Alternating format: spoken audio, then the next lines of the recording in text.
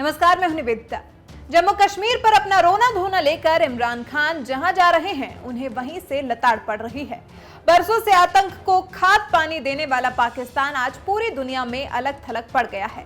कोई भी देश कश्मीर के मुद्दे पर उसका साथ देने को तैयार नहीं है, तो वहीं यूएन, यूरोपियन यूनियन और मुस्लिम देशों ने भी उन्हें इस मुद्दे से दूर रहने की हिदायत दी है।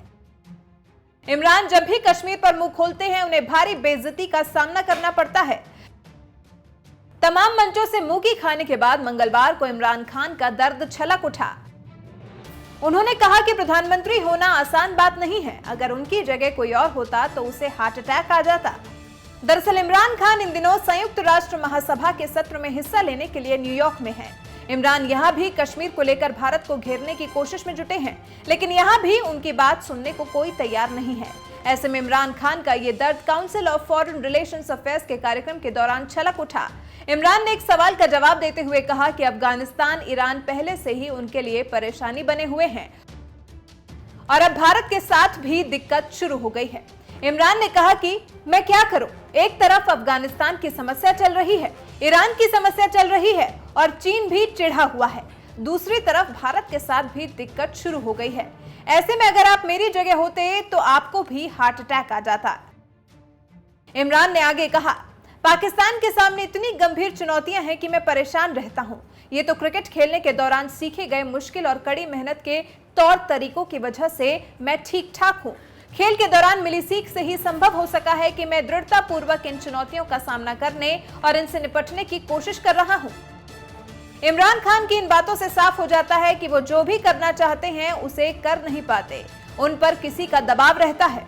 दरअसल बात बात में इमरान उस वक्त अपनी बेचारगी दिखा गए जब उन्होंने कहा कि कुछ मामलों को निपटाने के लिए उनके पास चीन के शासकों की तरह पावर नहीं है। चीन ने जिस तरह से अपने देश के करोड़ों नागरिकों को गरीबी से निकाला है, अगर उनके पास भी इतनी शक्ति होती तो वो पाकिस्तान से गरीबी और भ्रष्टाचार को खत्म कर देते। आपको बता दें कि पाकिस्तान पिछले 1.5 महीने से कश्मीर को लेकर मारा घूम रहा है। यही नहीं, पाक की आर्थिक हालत भी किसी से छिपी नहीं है। पाकिस्तान के लोग गरीबी और महंगाई से बुरी तरह परेशान हैं और अब तो FATF ने भी उसे बैन करने की तैयारी कर ली है। अंतर्राष्ट्रीय मंच पर कोई उसकी मदद को तैयार नहीं है।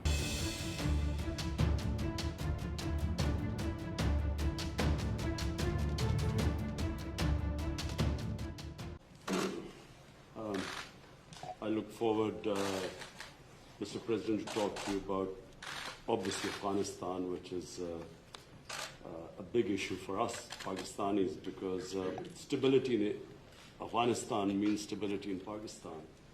We also want to talk about all three neighbors, Afghanistan,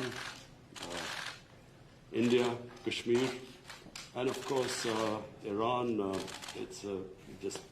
We will discuss the situation there, because all three neighbors of Pakistan. And he lives in a very friendly neighborhood. I mean, as if there are not already enough challenges, you know. Mr. President, after your last meeting with the Prime Minister, you offered to mediate between India and Pakistan over Kashmir.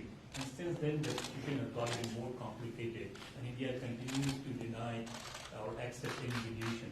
So where does the offer stand now, and don't you think It would always stand. If I can help, I would certainly do that. And it will be dependent on both of these gentlemen. One without the other doesn't work if you're going to do mediation or if you're going to do an arbitration. But certainly I would be willing to help if both Pakistan, let's say, and India wanted me to do that. I am ready, willing, and able. It's a complex issue. It's been going on for a long time. But if both wanted it, I would be ready to do it. Mr. President, but the only thing is, reverting back to my question in the Oval Office on Kashmir, Yes. you know, the thing is, you are asking both the parties to accept and agree. One is aggressor, violator of the UN resolutions, and plus non-compliance, plus merging Kashmir into its own territory. This is the kind of reporter I like. I like this reporter. And how can you? Are you a member of this team, or are you? I'm not a member member of this team. I'm You know an what? independent You're journalist. saying Now the thing what you is- think. No, let me complete my question, Mr. No, President. but I have to be How requested.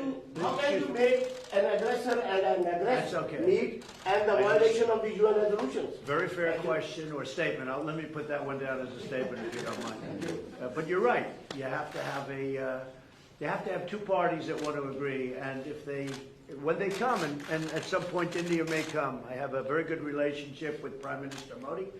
I have a very good relationship with Prime Minister Khan. And if at any time they say, we have some points that we think we can maybe iron out, I think I'd be an extremely good arbitrator. I've done it before, believe it or not, and I've never failed as an arbitrator. I've been asked to arbitrate disputes, pretty big ones from friends, and I've done it in a good, successful fashion. If I can be of help, you know that. If I can be of help, let me know. But you'd have to have the assent also from the other side. Mr. President, Mr. President, this is Mr. President, this is Mr. President. Mr. Johnson has now called for a new deal, just moments ago, for a new Iran deal. This is the first time he's called for that. I wonder what your reaction to it, and have you discussed that with Well, I him? think that's why he's a winner. That's why he's a man that's going to be successful in the UK, and I think that's good. You're talking about Boris, Yes, right? Boris. Boris is a man who, number one, he's a friend of mine, and number two, he's very smart, very tough. And he does want a new deal because the other deal was ready to expire. It was a very short number of years left. All that money paid and wasted. You didn't have the right to inspect the appropriate sites. You were looking at sites that would never be used to create nuclear. The sites that they would use, we weren't allowed to inspect. What kind of a deal is that? And ballistic missiles. They're allowed to test ballistic missiles and other things. But one of the biggest things is the fact that the agreement is going to expire in a very short number of years. And what kind of a deal is that? We're dealing with countries. You have to go long term. So I respect Boris a lot, and I am not at all surprised that he was the first one to come out and say that. Mr. President, this is the first time. Mr. President, this is the first time. This is the first time. This is the first time. So this is Jazeb Ali from Airline Industry, Pakistan. So this is the first time we get honest leadership like you in America. And in I past, agree with that. This is the first time you've had so in past, honesty. in You've had a past, lot of dishonesty, and they've treated Pakistan very badly. so in past, People in my position have treated Pakistan very badly. so in past, And I think that I wouldn't say Pakistan has treated us too well either, but maybe there was a reason. And in fact, I think there was a reason for it. So in past you have said that you don't trust Pakistan. So when we have honest leadership I and trust Pakistan, but people before me didn't, but they didn't know what they were doing. So it's just one of those little problems in life. You know, you know what I do? I trust this gentleman right here. And I do trust Pakistan. I know I have a lot of Pakistani friends living in New York. They're smart. Great negotiators, by the way, in case you had any questions. They're among the toughest negotiators in the world. so you are bringing peace. And you know what? It's all going to work out. But if I can help, I'd like to help. But I don't think you've ever had a president that felt the way I do in a positive way about Pakistan. I don't think you have. I've looked back and I've seen where it was. But I also have a very good relationship with India. I have a good relationship with both. So that if they decide to use that feeling among both, I think we can help out. But this has been a long-standing, this has been going on for a long time. So you're Mr. President, yesterday on Shade the Stage with PMO, he alleged that Pakistan is the hub of terrorism. Do you endorse that or do you disagree with that? Because you said that Pakistan has made a lot of terror Well, I progress. really have been pointing much more to Iran. I mean, Iran, if you look at that's been really the state of terror. I've been saying it's the #1 state of terror in the world. And the agreement we had does not cover that. It was not doing well. It was doing very poorly. And now Iran is doing very poorly. Iran is a different place than when I took over. When I took over the United States, when I became president, Iran was a real threat to the entire Middle East and maybe beyond.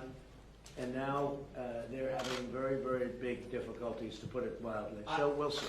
Are you happy with the progress that Pakistan has made countering terrorism, particularly eliminating terrorism? I've heard they've made great progress, and under this leader, he's a great leader. I think he wants to make great progress because there's no solution the other way. The other way is only going to lead to death and chaos and poverty.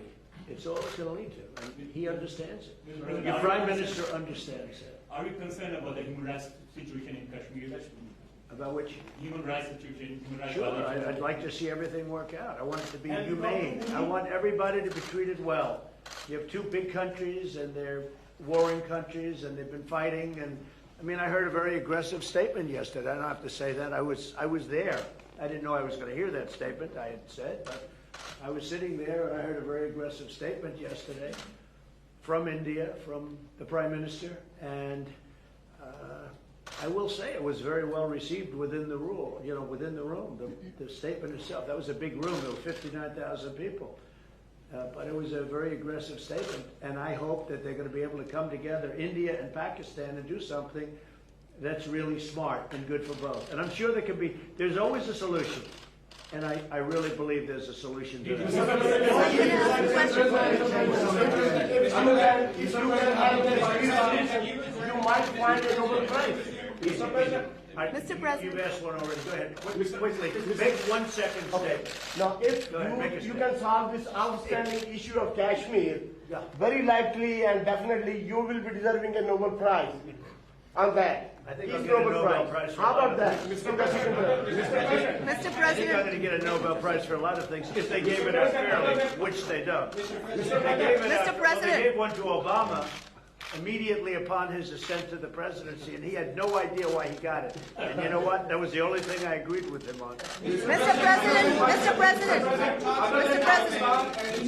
Right, come on. Other than Pakistan and India, the Kashmiri people are suffering last 15 days. They will talk later on, but right now there was human rights violation in Kashmir. 50 days lockdown, no internet, no food, no nothing. So, you know, what do you want to do for Kashmiri people? Where do you find reporters like this?